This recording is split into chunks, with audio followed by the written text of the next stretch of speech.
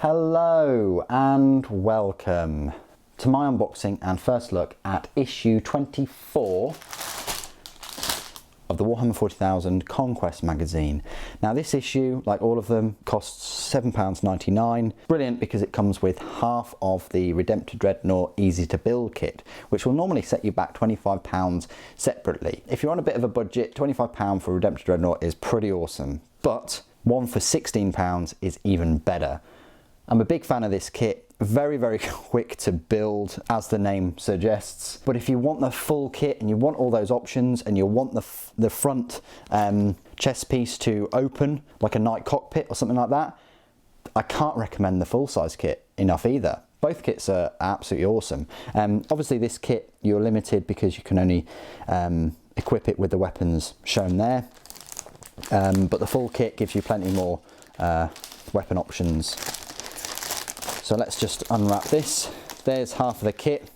If you were to get this magazine separately, you'll be a bit disappointed because it'll take you 30 seconds or so to take these pieces off of the sprue, only to be missing the other half of the kit, which you'll have to wait another week for if you were to get these separately. So according to one of you subscribers, you've said that you can't get these magazines in any of the stores now on a weekly basis. They only had a run for the first few issues, and then they now just rely on the subscriptions. So that's probably the reason why I haven't seen any out in the wild.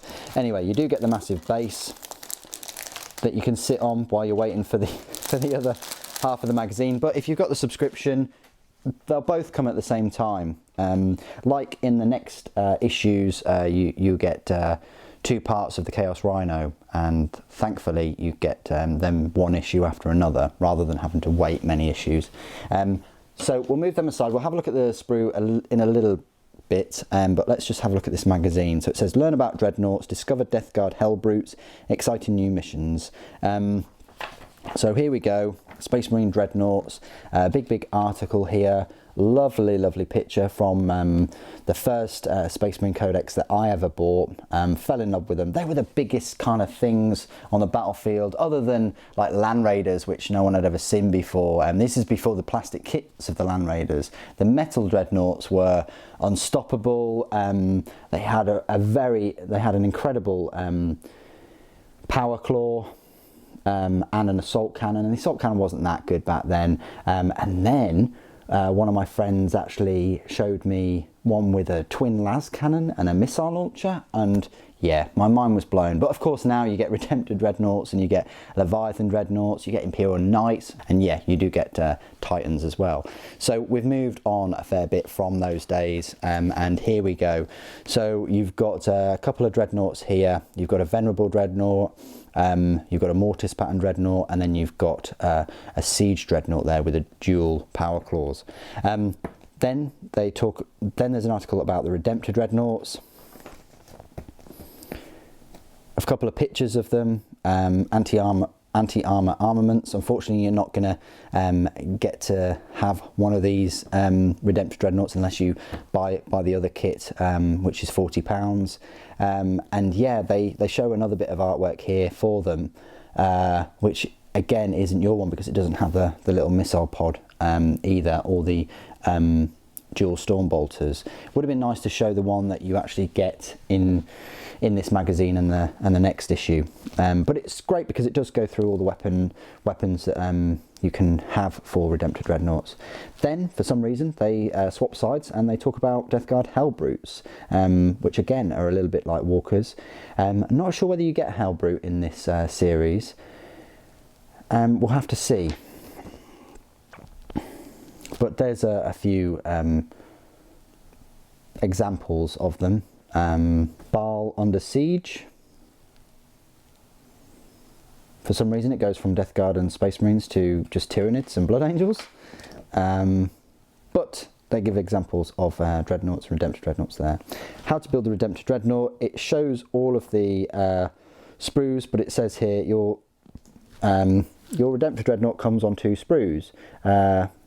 You have only received one sprue with this issue. You will receive the second sprue with issue 25. Wait until you have both sprues to build the Redemptor. So you've got to wait before you take any parts off the sprue, otherwise you probably lose them. Anyway, this shows you how to build the Redemptor Dreadnought with all of the 2 sprues. You've got a Barachias map there for some reason. Interesting. Corvon 2, infiltration,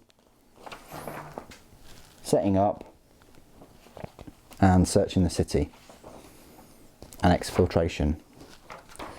And then it shows you the next issue, which is the other half of the Redemptor Dreadnought. Let's have a look at the sprue then. So you get this massive whopper of a base with holes. Like the easy to build kits, you get the holes kind of cut out, drilled, to put the legs in and the feet in.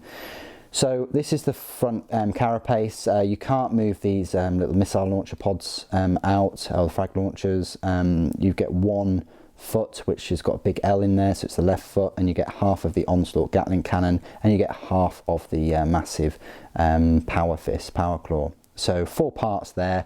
I'll be doing the first look at issue 25, and of course for the review I'll be combining issue 24 and issue 25 into one review. No point reviewing the Redemptor Dreadnought twice. That'll be one review for those 2 issues, so that means I can get that video out quite quickly. So hopefully you'll join me for the unboxing and first look at issue 25, along with the review of both of those issues and the Redemptor Dreadnought, where I'll talk about all the rules and things.